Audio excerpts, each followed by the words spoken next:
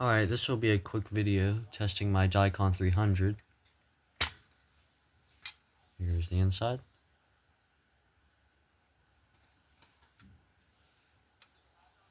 And there's the model. So, without further ado, let's give it a test.